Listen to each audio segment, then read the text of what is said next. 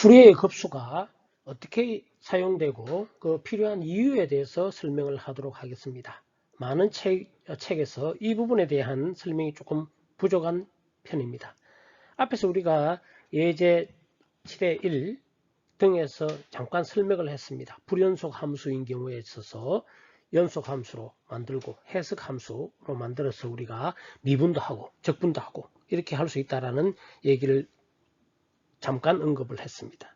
그리고 일부 미분 방정식을 풀다 보면은 그 해가 풀이의 급수로 표시되는 경우가 있습니다. 따라서 이 경우는 우리가 풀이의 급수를 모르고서는 해를 구할 수가 없습니다. 물론 이론적으로 우리가 미분 방정식을 구할 때 얘기가 되겠죠. 그리고 마지막으로 풀이의 변환에 이 풀이의 급수를 알아야 풀이의 변환, 이 부분은 뭐 진동이나 이쪽 부분에서 풀이의 변환을 많이 사용하는 경우가 있습니다. 이때 풀이의 급수에 대해서 우리가 알고 사용할 줄을 알아야 되겠습니다. 먼저 그럼 이 부분은 우리 예제 7의 1, 2, 3 등에서도 많이 다룬 부분입니다. 주기가 2파인 주기 함수는 풀이의 급수로 나타낼 수 있고 이렇다고 얘기를 했었고, 기본적으로 풀이의 급수는 물론 직교성을 위해 이용해서 이렇게 개수를 구할 수 있다. 가장 기본적인, 즉 핵심은 이거죠. 주기가 2파인 풀이의 급수를 나타낼 수 있다라고 얘기를 했고요.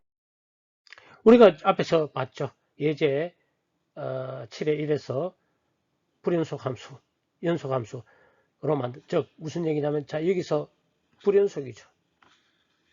불연속이고 여기서 기울기를 구할 수도 없습니다.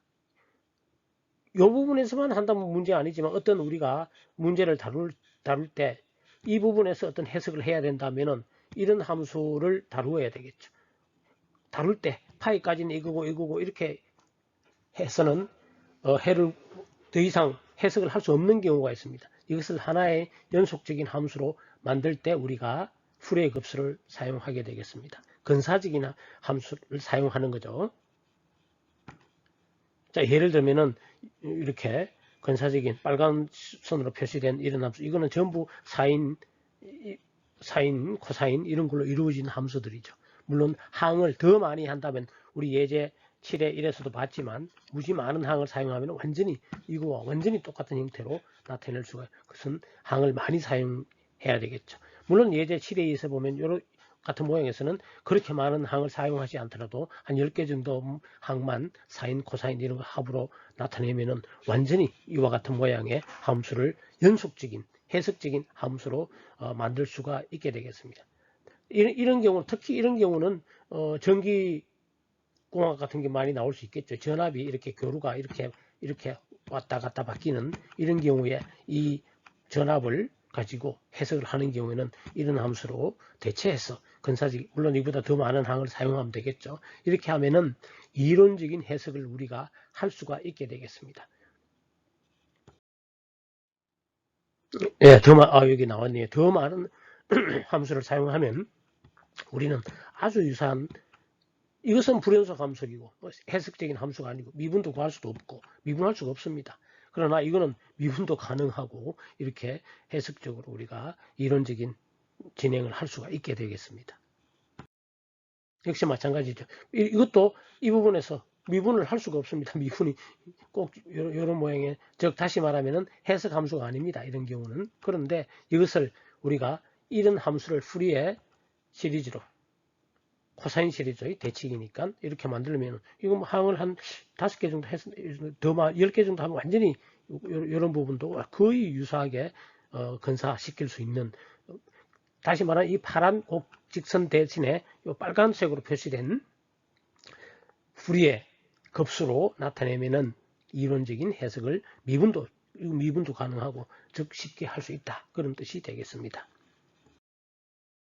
그 다음 풀이의 급수가 또 필요한 경우는 일부 미분 방정식의 해에서 그 해 자체가 풀이의 급수로 나타납니다. 예를 들어 우리 예제 14의 3에서는 이것을 평판입니다. 2차원 평판 또는 이런 평판이라고, 이런 긴 여러 단면입니다.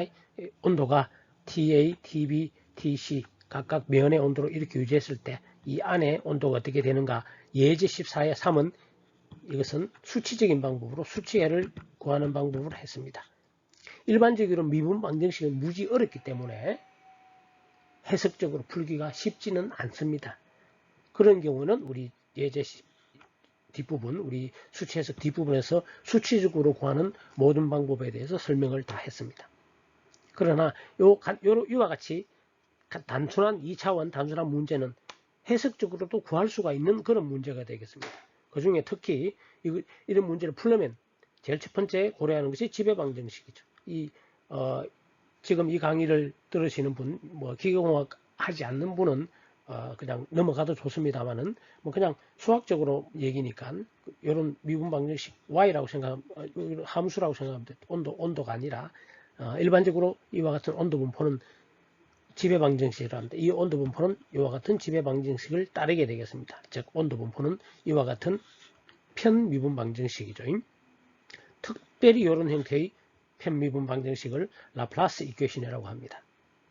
자, 이와 같은 지배 방정식을 풀려면 경계 조건이 필요합니다. x에 대해서 2개, 미안합니다. 이게 y에 대해서 2개 미분이면 x에 대해서 이쪽 면, y에 대해서 이쪽 양쪽 경계에 대한 조건이 필요합니다. 자, 그런데 지금 우리는 x = 0, 이쪽 면은 전부 제로로 되어 있고 이쪽 면만 100도로 이루어져 있으면 온도 분포가 이렇게 되겠죠. 이것을 구해라 한다면 우리 예제 14에 3은 이보다 좀 더 복잡한 경우죠. 각각 다 있는 경우에 구해 본 경우고요. 여기서는 지금 예를 들어서 0도, 0도고 여기만 100도로 이루어진 경우에 경계 조건은 x = 0, x = a, y = 0에서 다 0이고 y = b. 여기서만 TD만 지금 100도인 경우에 대해서 우리가 온도를 구하는 미분 방정식을 푼다라고 해봅시다.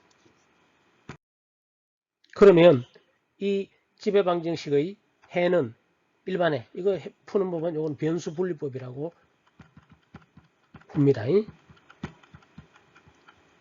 법으로 풀면은 해가 일반해. 자, 이게 x에 대해서 2개고 y에 대해서 2개니까 적분, 결국은 미분 방정식이라고 해서 결국 적분한 것과 같습니다.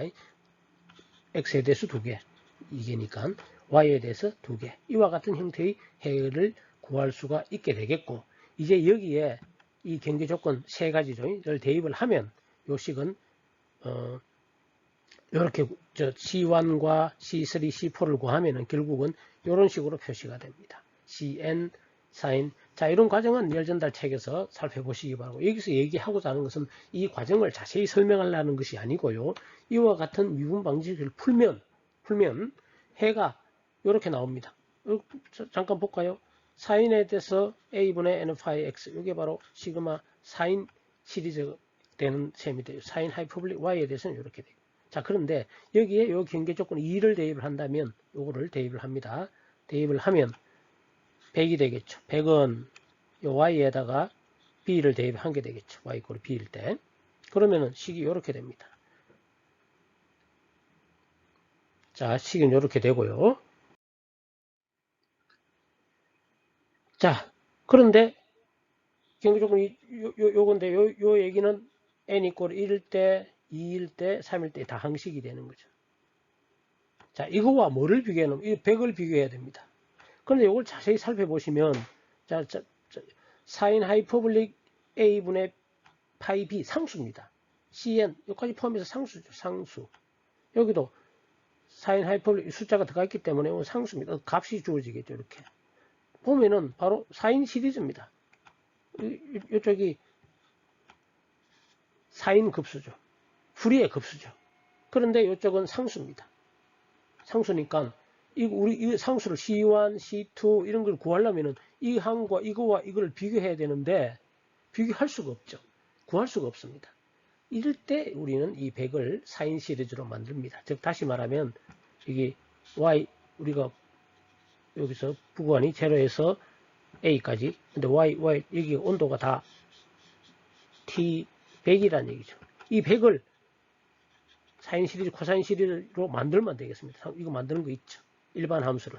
그런데 우리는 이쪽이 사인으로 주어져 있기 때문에 홀함수 이렇게 해서 이렇게 원점의 대칭 이게 100이고 이런 함수를 만들면 되겠습니다. 사인 시리즈로 구할 수가 있겠죠.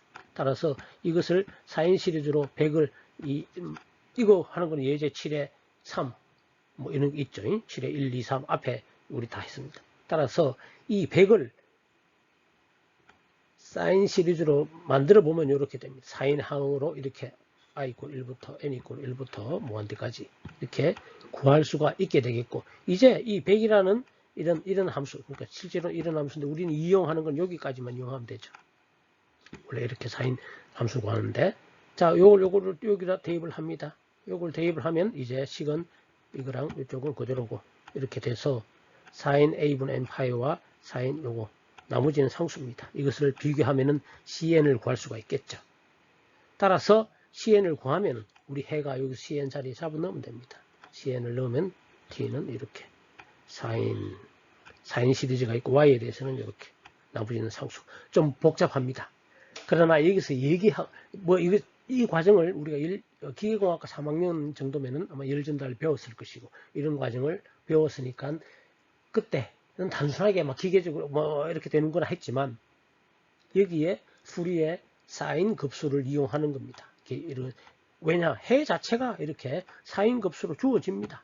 그렇게 어쩔 수 없이 우리가 이 상수라는 100을 갖다가 사인 급수 이렇게 근사화 만들어서 비교하게 되는 겁니다. 이거.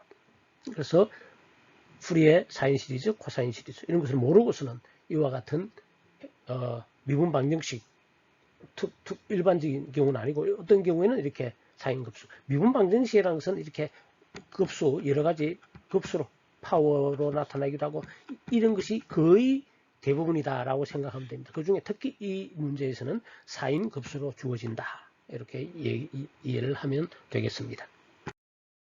그리고 이제 마지막으로 풀이의 배난의 응용, 당연히 기본이 되겠습니다. 풀이의 배난, 아마 진동 같은 이쪽 부분에서 많이 사용되고, 요거는 이쪽 전공한다든지 조금 더 깊이 공부하는 사람은 풀이의 트랜스폼 또는 트랜스포메이션 이쪽에 대해서는 따로 공부를 하시면 되겠습니다. 이상으로 풀이의 급수 그 필요한 부분이나 응용되는 부분은 이와 같이 불연속 함수가 있을 때, 또는 불연속 함수가 아니라도 비해석 함수가 아닌 경우에, 이건 보통 이런 경우는 불연속이 되겠고, 그것을 연속 함수로 만들어서 해석할 수 있게끔 우리가 해주는 경우가 미분이 가능하겠죠. 제일 첫 번째. 그 다음에는 방금 설명 일부 미분 방정식 해에서 미분 방식 풀다 보면 이렇게 풀이의 급수로 표현되는 경우가 무지 많습니다. 그럴 때는 어쩔 수 없이 우리가 풀이의 급수를 모르고서는 문제를 풀 수가 없죠.